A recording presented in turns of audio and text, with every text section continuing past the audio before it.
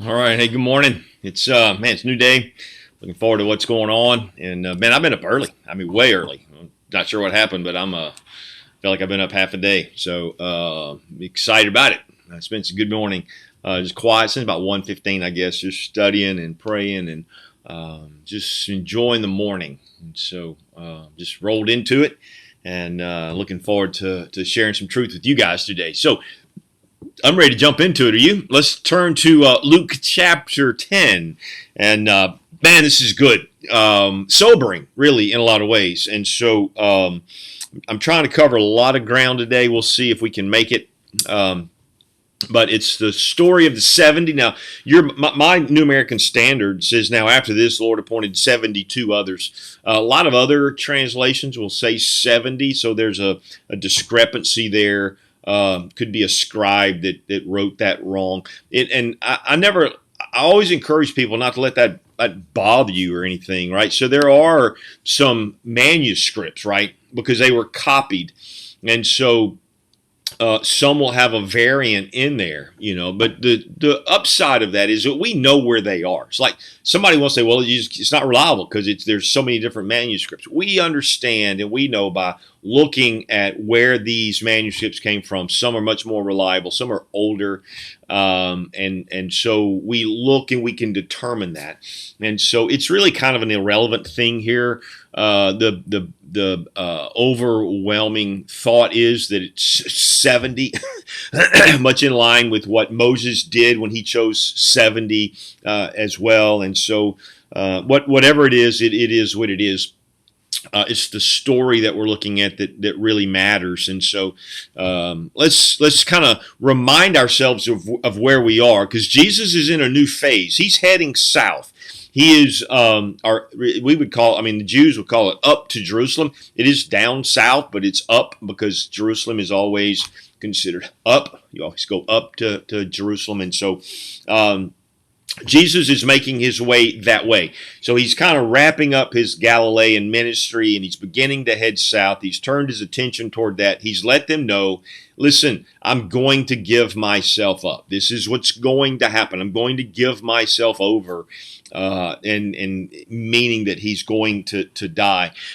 And so there is this sober aspect of things that he's doing. So he is finding right now a groundswell of people that are following him. The crowds are pretty intense. He's beginning to turn some away. If we were to read John, they followed him after that feeding of the 5,000, and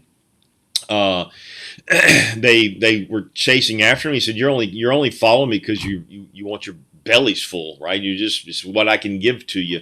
He said, but if you want to come after me, you must eat my flesh and drink my blood, right? So he's calling into them to draw completely upon him. And it says, and after that, meaning no longer followed him. So there's this call that he's up to, listen, he doesn't water down the gospel at all. He doesn't water this down. It's a hard sell.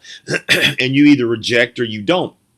And so here, in that section there in John, they quit following him. Well, you come here, and Jesus looks at him and says this in Luke 9. Remember that? If anyone wishes to come after me, he must deny himself, take up his cross, and follow me. It is a death march, if you will. It's a dying to self. It's a dying to your desire. That's to take up the cross. It's like we're just going to follow him. And it's bidding the Lord's service. And so there is that. Then as he's walking, they're going from city to city on their way south. He had some who say, I'm going to follow you wherever we go. That's what we looked at yesterday, right? And he said, listen, it's not about comfort. You got to lay aside comfort. If you want to follow me, it's going to be hard. I've got no place to. The foxes have holes, the birds have nests, but I've got nothing, right? So if you're looking for comfort out of Jesus, that's probably not what you're going to get from a physical standpoint. Is he the God of all comfort? Yes. But does that mean that you're going to have a comfortable life when you come to Christ? Not necessarily. And so, so there's that. And then they say, hey, let me go bury my dad. And that's that concept of inheritance. I want to make sure I've got enough to sustain me. And it's not about that either. It's not about your possessions. You got to choose. It's either or. And I gave you some illustrations of that yesterday. And then he said, well, hey, let me at least go, say bye to my family. And that's not like, hey, bye, Mom, Dad, I'm heading off to college, or I'm heading off to seminary with Jesus here. It meant to kind of linger. It was about his relationships. He's like, hey, listen, you just gotta say goodbye, man. No man puts his hand to the plow and looks back. You have to get to that place where it's not about your mom, dad, your brother, sister, right? It is Christ. It is always Christ. This is a high call. It seems offensive to some people. They're like, well, why would he do that? Because he's God, and he demands that of us. If he's not Lord of all, he's not Lord at all. And these are the things that have to be said. So now he is heading down or south. He's heading south, but up to Jerusalem in our chapter here in verse 10. And it says this: now after this, the Lord appointed 72 others, or 70 rather, and sent them in pairs ahead of him to every city and place where he himself was going to come. So he's got 35. That means potentially there's 35 cities. Now he could have sent pairs of like several into one city, but it could have been that he had about 35 villages that he was looking at, that he was going to zigzag across the country on his way to Jerusalem.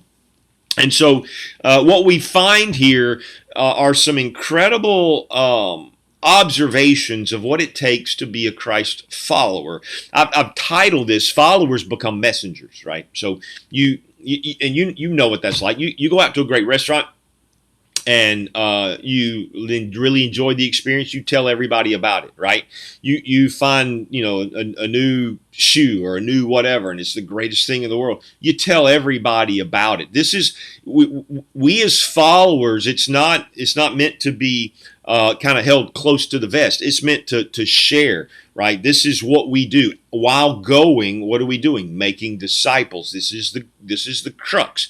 This is one of the chief goals of why you and I are still here. We are to glorify God. We are to be like Jesus. That is, we behold him. We act like him. And that's just Bible. And then we build really gatherings where we worship him, and we encourage each other, and we become kind of a city on a hill, so to speak. And so this is a part of what we do, and a piece of that is to reach the lost, to share the message. And so this is what we're looking at. He's got several flows of thought. We're just going to kind of wander through this today and see what it is. These are the committed, right? So he said, if anyone wishes to come after me, let him deny himself, take up his cross, and follow me. And then there was one that said, hey, I'll follow you. And then there was one where and Jesus said, I don't think you're ready for that.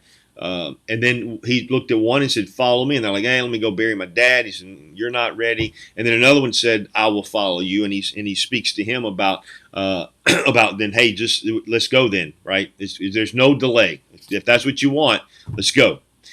Now, here we find 70 who obviously have passed that test, so to speak. They have heard all of those warnings of Jesus about what it's going to cost, and they're like, hey, we're in. And so it says that he appointed the 70 others and sent them in pairs ahead of him to every city and place where he himself was going to come. And he was saying to them, the harvest is plentiful, but the laborers are few. Therefore, plead to the Lord of the harvest to send out laborers into his harvest. Now, he's letting us know that the end time is coming. Like, it's harvest time. It's time to reap. It's time to pull out those who are believers in Christ. There is a measure of looking at this, that there's the harvest, and it's going to be the judgment of it, of like striking down the tares. But that's a different subject really than this. But there are those who try to impose that here.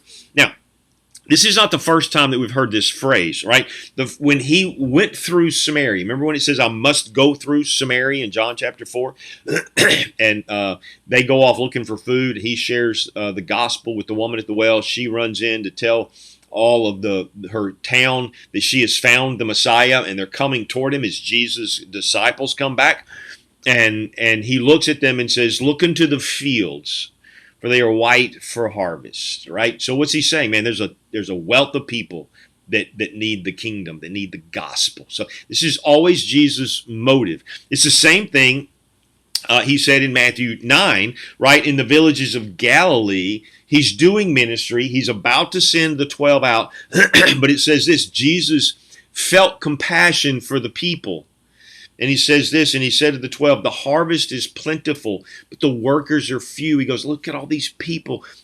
He's saddened for them in that sense.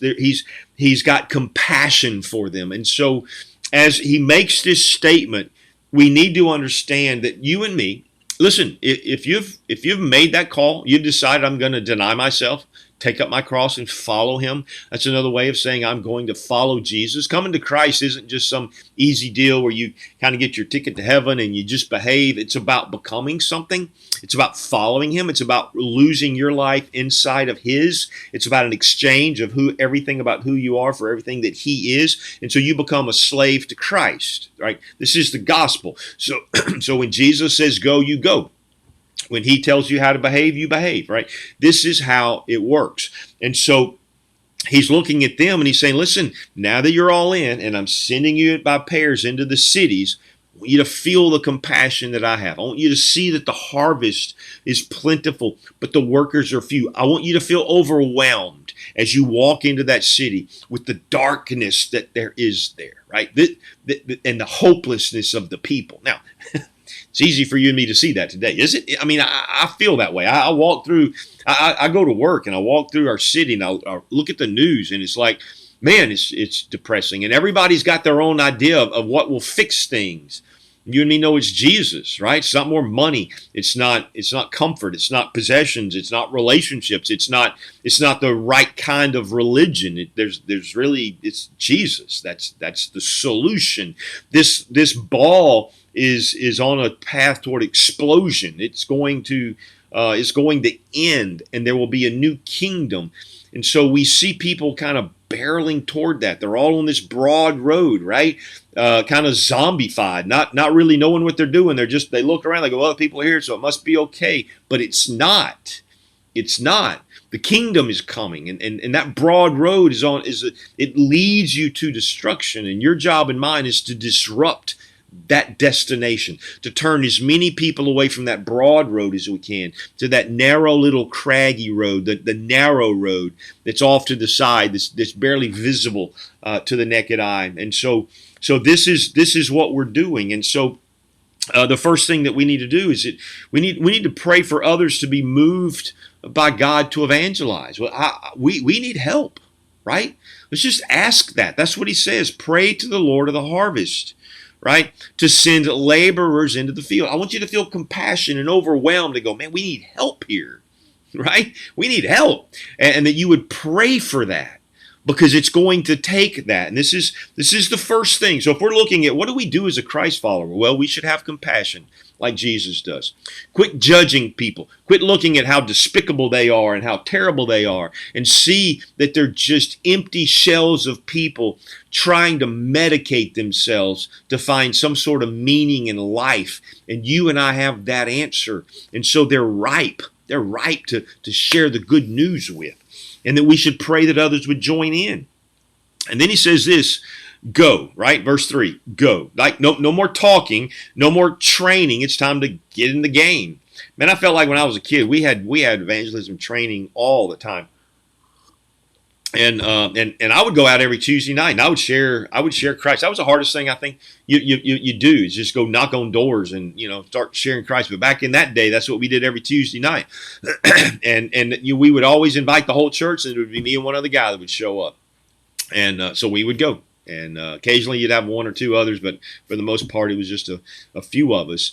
But there was always this training. Everybody's being trained, and everybody want to talk about lifestyle evangelism. Listen, it's not hard to share Christ. You live a godly life, and you explain to people your hope. That literally is all it is. If you know how you got saved, then you know how to tell others how to get saved. You don't need to know all thousands of theology and understanding of that. You don't need 1,000 verses. You just need to go and share Christ. That's it.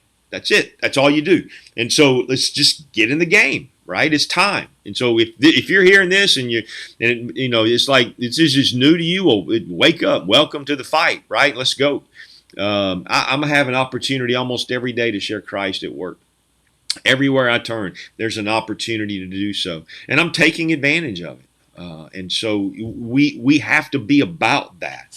And then he says this. He says, "Go, behold, I am sending you out like lambs in the midst of wolves."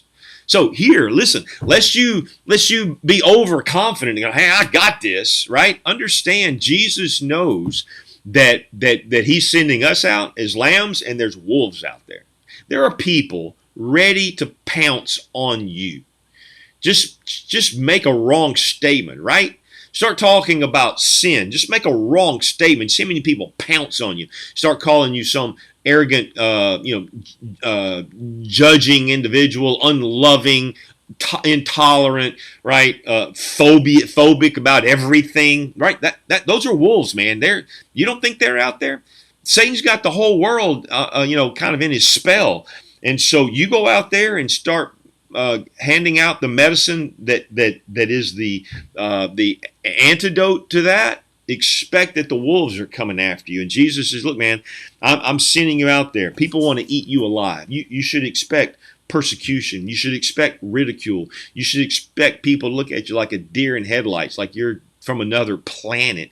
This is just raw truth, right? Look at what he's saying. This is good. So what are we going to do, man? We're gonna pray. We're gonna pray for we've already decided, hey, we're all in. We're going to pray for the Lord of the harvest to send workers, but we're still going. And we're going knowing that we might get our lunch eaten here and there, and we might get ridiculed, and we might get persecuted, and we might lose work and jobs and friends and all of that. But listen, hey, it's about the kingdom. It's about that. And so there are people on a broad road, and we're going to be willing to do whatever we can to disrupt that journey of theirs so that they end up on the narrow road. And so we just expect that. Then he says, verse 5, listen, I want you to trust me, right? He says, "And whatever house you enter, first say," verse 4, "carry no money belt, no bag, no sandals, and greet no one along the way."